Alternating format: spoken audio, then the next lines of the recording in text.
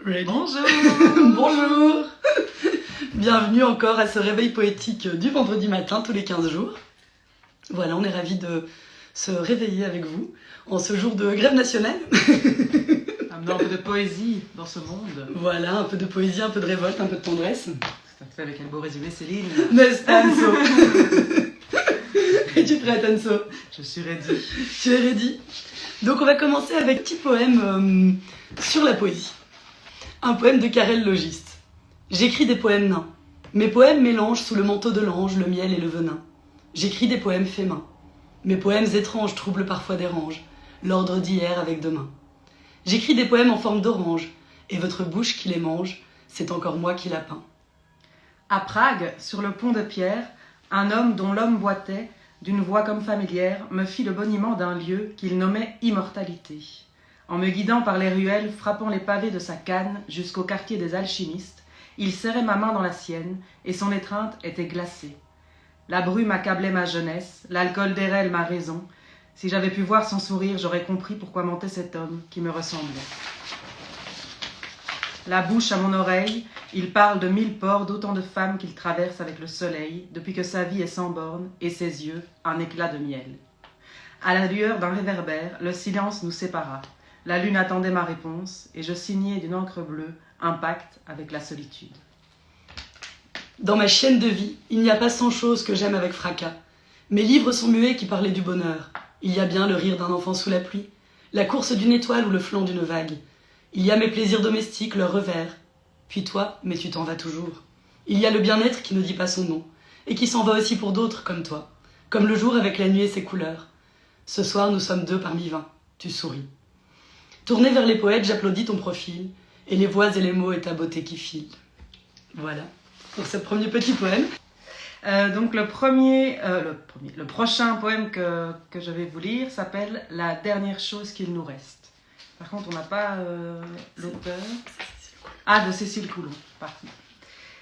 La dernière chose qu'il nous reste, c'est la certitude que tout recommencera dans un autre paysage, avec les mêmes mots et la même manière de baisser la tête, parce qu'un regard qu'on se surprend à aimer vous pèse sur son épaule, comme la main d'un ami qui sera bientôt un bien-aimé. La dernière chose qu'il nous reste, nous l'avons déchirée en 2 et chacun garde sa part. Avec au fond des yeux une flaque d'or où gît une merveille, l'amour la première fois, un souvenir heureux. Comme nous l'avons abîmé cet amour-là, je noie aujourd'hui ma colère dans la douceur d'un adieu. La dernière chose qu'il nous reste, c'est un cœur brisé et des paroles coincées en nous. Nous sommes nos propres pièges qui ne s'ouvrent jamais pour laisser la vie sauve au loup qu'on a longtemps aimé. Nous le gardons à l'intérieur, il se tord, se débat, nous l'écoutons gémir, nous préférons le voir souffrir, prisonnier de nos fureurs, plutôt que de le laisser partir. Nous préférons souvent au repos d'une faim la vie encore tremblante qui palpite dans nos douleurs. La dernière chose qu'il nous reste, c'est ce monde fatigué de nous porter comme des enfants sur des bras de vieillards. Nous écrivons des poèmes qui répètent la même phrase. Le bonheur m'attendait et j'étais en retard. La dernière chose qu'il nous reste, c'est de savoir qu'un jour quelqu'un sera en retard avec nous. Nous prendrons le prochain train, nous changerons les couleurs de la gare, une autre vie viendra et nous irons au bout. C'est trop beau, Cécile Coulon, comme d'habitude. Alors je vais aussi lire un poème de Cécile Coulon, puisque voilà, c'est quand même... Le hasard a fait que nous avons choisi la même auteure. Voilà, mais en même temps, on l'a choisi quand même assez régulièrement au réveil poétique, donc hasard ou passion, je ne sais pas. Ouais. Mais voilà, donc, celui-ci... Elle écrit bien. Elle écrit bien, elle nous touche. Est tiré du poème, du recueil de poésie Les Ronces, qui est, je pense, le premier qu'elle a publié, et voilà, et qui est celui où j'ai découvert le plus de poèmes qui m'ont vraiment fort touchée. Et qui a tout de même, je tiens à préciser, été dédicacé par Cécile Coulon, #fanatitude. Ça, c'est la classe. Voilà, donc c'est un poème qui s'intitule « Une fois par jour ». Une fois par jour, quelqu'un que je ne connais pas me demande mon avis sur des choses qui ne me regardent pas. Comment faire pour se remettre d'une rupture? Est-ce que je dois avoir honte de ce que je suis? Peut-on tout pardonner? Des questions de ce genre, des questions comme des briques sur le coin de la figure. Et une fois par jour, je réponds que personne ne peut répondre à la place de celui ou celle qui pose la question. Et pourtant, ça continue. Plus j'écris des romans et plus je raconte des histoires idiotes en soirée, plus on me demande des conseils sur des passages difficiles du quotidien. C'est la première et la dernière fois que je dis ce que j'ai à dire, là-dessus, et après je retournerai couper la tête des poules dans la basse-cour, ou jouer aux cartes. Si tu veux te remettre d'une rupture, d'un deuil, cesser d'avoir honte de ce que tu es et pardonner au monde extérieur ses innombrables trahisons, mensonges et croche-pattes. Travaille comme un âne du XVIIIe siècle, avec acharnement et en silence. Bois souvent, mais jamais seul. Fais-toi jouir une fois par jour au moins, pour que ton corps se souvienne de ce que ça fait. De plus, jouir est excellent pour le sommeil et contre les mauvaises pensées. Ouvre les fenêtres en plein hiver, le froid ça occupe la tête et ça empêche de pleurer. Ne garde rien de ce qui t'a fait tant de mal. Les lettres, les photos, les listes de courses, les partitions, les marque-pages, ne garde rien, ne jette rien non plus. Fais-en cadeau à quelqu'un qui trouvera ça beau. Travaille comme un cheval du Moyen-Âge. Mange une seule fois dans la journée. La faim ça occupe la tête et ça empêche de pleurer. Vois tes amis mais jamais chez toi. Vois tes familles mais jamais chez toi. Vois tes collègues mais jamais chez toi. Répète que ce n'est pas grave, tu as atrocement mal et ton sourire est une plaie ouverte. Mais ce n'est pas grave, ça ne le sera jamais. Répète que ça n'a pas d'importance. Ne réponds pas au téléphone. Ne réponds pas aux messages sur le répondeur. Ne réponds pas aux lettres. Ne réponds pas à toutes ces formes de signaux lancés à travers les autres. Les sites internet et les inscriptions sur le mur dans l'entrée. Claque tout ton pognon. Achète des objets inutiles et très chers. Fais-toi jouir une fois par jour au moins. Pour que ton corps se rappelle que tu en es capable. Fume, mais pas dans ton lit. Fume, mais pas dans tes toilettes.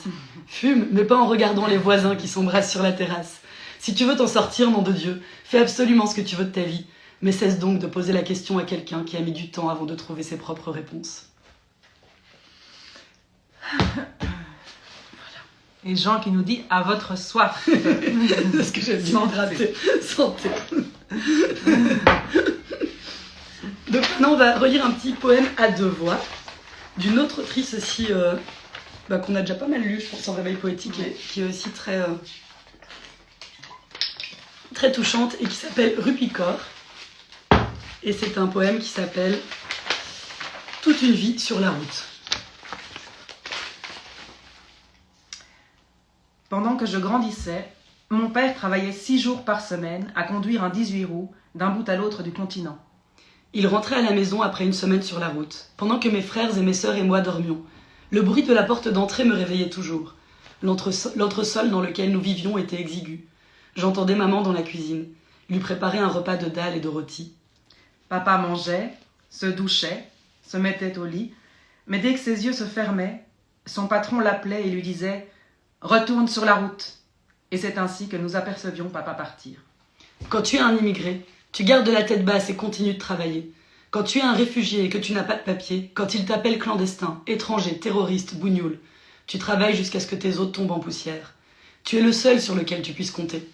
À chaque fois qu'ils démarraient dans une nouvelle entreprise, ils passaient des mois à travailler gratuitement pendant leur période de formation obligatoire, amusant de penser qu'ils avaient besoin de former un homme titulaire d'un permis régulier, qualifié et expérimenté. Au bout de 3 mois, sans avoir ramené un centime à la maison, papa demandait un dédommagement et il lui proposait 5 cents par kilomètre. Il y a des années, alors qu'il conduisait un chargement depuis Montréal jusqu'à la Floride, il a atterri dans un hôpital, quelque part au centre de l'Amérique, avec l'appendice sur le point d'éclater. Quand la doctoresse lui a dit qu'il devait être opéré immédiatement, il l'a regardé et lui a répondu « Je ne peux pas me le permettre. Cela peut-il attendre mon retour au Canada ?» « Quand rentrez-vous chez vous ?» lui a-t-elle demandé. « Dans 3 jours », a-t-il répondu. Et elle l'a regardé comme s'il était fou. Par chance, elle n'a pas pu le laisser risquer sa vie et l'a opéré gratuitement ce soir-là. Et vous voulez savoir ce que mon père a fait juste après avoir été recousu? Il est sorti de l'hôpital, a grimpé dans son camion, terminé sa livraison et conduit pendant 3 jours pour rentrer à la maison. « Pourquoi t'es-tu infligé ça ?» lui ai-je demandé. Il hausse les épaules et me répond « Mon patron ne m'aurait pas payé un vol retour. Où aurais-je laissé mon camion? Je ne pouvais pas rentrer avec un camion rempli de pièces pour voiture que je n'aurais pas livré et risquer de perdre mon emploi. » En l'écoutant, la seule chose qui me vient à l'esprit, c'est que personne ne devrait avoir à travailler comme ça, comme une brute. Ça me démolit d'entendre toutes ces personnes qui triment pour moins que ce qu'elles méritent. Comment dormir la nuit, en sachant que les systèmes que nous entretenons traitent les piliers de notre société comme des citoyens de seconde zone, alors que c'est grâce à eux que les roues de ce monde continuent de tourner. Je veux donner à mon père une existence paisible, pour toute la vie qu'il a passée sur la route pour nous nourrir.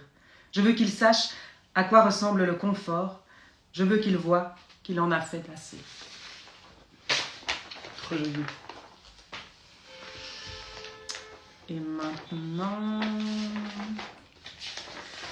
je vais vous lire un petit poème de Michel Voiturier, qui n'a pas de titre, donc je vais le lire tout de suite.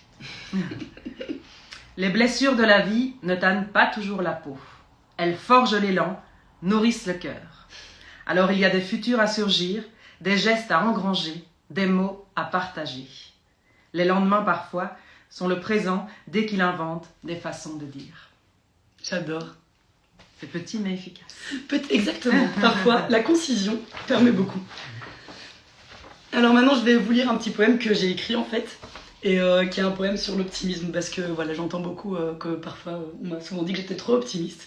Et je me demande comment on peut être trop optimiste. Et donc voilà, ce sont des questions que je me suis posées à travers ces petits mots. Donc c'est un poème qui s'intitule « Le verre à moitié plein ». Elle hésite, je la rassure. Elle murmure, j'ai peur de ta joie. Elle me regarde, je lui souris. Elle me répond, tout n'est pas chouette. Elle pleure, je la console. Elle me crie, t'es trop youpi youpi. Je me demande ce que le monde nous a fait pour que l'on confonde encore gentillesse et faiblesse, pour que l'on lie sans cesse l'optimisme à la naïveté. Je me demande ce que la vie nous a donné pour que l'on emplisse si peu la violence de douceur, pour que l'on enveloppe à peine la douleur de bienveillance. Pourtant j'ai peur, j'ai si peur, de vieillir avant d'avoir su effleurer l'amour de mes doigts, de mourir avant d'avoir pu enlacer ma fille de mes bras. J'ai peur, j'ai si peur, d'abdiquer avant d'avoir cru, une fois, rien qu'une fois, en la beauté de notre humanité. Non, je ne vois pas le verre à moitié plein, je le bois. Je vide des fonds de coupe qu'on laisse traîner, sans attendre que la vie me serve ses meilleurs cocktails. Je trinque à l'absurdité d'être en vie et d'en rire. Je ne vois pas le verre à moitié plein, je le bois. Car je sais bien, que personne ne le remplira pour moi. Et je sais bien, que seule la mort de son ultime baiser étanchera ma soif. Restons optimistes. Buvons des tonnes de verre à moitié plein. Et des tonnes de fin de coupe de champagne. Exactement. Vidons les fonds de coupe. Voilà. Alors là, on va encore lire un petit poème à deux. Ouais, c'est ça.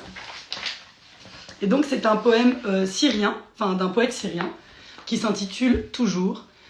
Et donc, je vais essayer de dire le nom du poète. Riyad As-Sali Hussein. Voilà. Donc, toujours. Je suis dans l'air de tes poumons, les boutons sur ta chemise. Où que tu sois, tu me trouveras. Avec mes paumes chaleureuses et ma petite taille. Je t'attends sur le trottoir, je t'attends au travail, je t'attends sur le lit, certain que tu viendras. Car je suis avec toi toujours. Je mêle tes jours au baiser et ton sang aux fleurs. Je te regarde depuis mon ciel comme un dieu, et je lève les mains implorant ton pardon. Je suis le cri de douleur dans ta gorge, et la belle chanson que tu répètes. Je te regarde de loin, j'ai peur de te toucher. Et quand je touche ta main, je ne peux plus m'éloigner de toi. Je suis ton animal gâté, ta passion préférée, ta patrie lointaine et ton futur proche. Avec mes pieds nus et mon cœur qui tremble, je cours avec toi dans les chemins accidentés. Je suis la poussière autour de toi, et la sueur qui coule des pores de ta peau. Où que tu regardes, tu me trouveras. Sur la table, la chaise, le poêle, dans la bibliothèque, la salle de bain et dans le bus. Dans les champs, les usines et les manifestations d'étudiants, je pousse comme l'herbe sur ton balcon ensoleillé. Je pends au plafond de ta chambre comme une lampe. De mes 10 doigts, j'entoure ton visage. De mes 10 doigts, je repousse les soucis loin de toi. De mes 10 doigts, je prépare le café pour toi.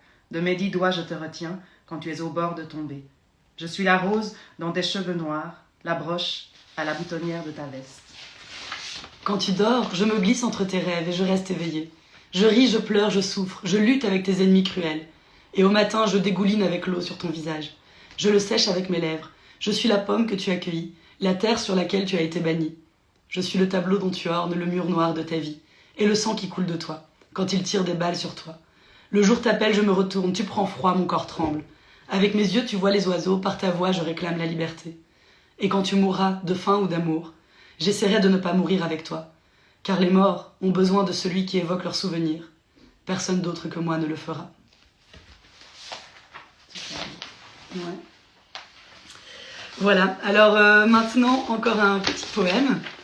Ça va être un poème de Jacques Prévert, bon, qui n'est pas très gai, mais que je trouve assez puissant. Et qui s'intitule « Chanson dans le sang ». Il y a de grandes flaques de sang sur le monde. Où s'en va-t-il tout ce sang répandu? Est-ce la terre qui le boit et qui se saoule? Drôle de soulographie alors, si sage, si monotone. Non, la terre ne se saoule pas. La terre ne tourne pas de travers, elle pousse régulièrement sa petite voiture, ses 4 saisons. La pluie, la neige, la grêle, le beau temps. Jamais elle n'est ivre, c'est à peine si elle se permet de temps en temps un malheureux petit volcan. Elle tourne la terre, elle tourne avec ses arbres, ses jardins, ses maisons. Elle tourne avec ses grandes flaques de sang. Et toutes les choses vivantes tournent avec elle et saignent. Et elle s'en fout, la terre, elle tourne. Et toutes les choses vivantes se mettent à hurler. Elle s'en fout, elle tourne, elle n'arrête pas de tourner. Et le sang n'arrête pas de couler. Où s'en va-t-il tout ce sang répandu? Le sang des meurtres, le sang des guerres, le sang de la misère, et le sang des hommes torturés dans les prisons. Le sang des enfants torturés tranquillement par leur papa et leur maman. Et le sang des hommes qui saignent de la tête dans les cabanons. Et le sang du couvreur, quand le couvreur glisse et tombe du toit. Et le sang qui arrive et qui coule à grands flots, avec le nouveau-né et l'enfant nouveau. La mère qui crie, l'enfant pleure, le sang coule, la terre tourne. La terre n'arrête pas de tourner, le sang n'arrête pas de couler. Où s'en va-t-il tout ce sang répandu? Le sang des matraqués, des humiliés, des suicidés, des fusillés, des condamnés. Et le sang de ceux qui meurent comme ça, par accident. Dans la rue passe un vivant, avec tout son sang dedans.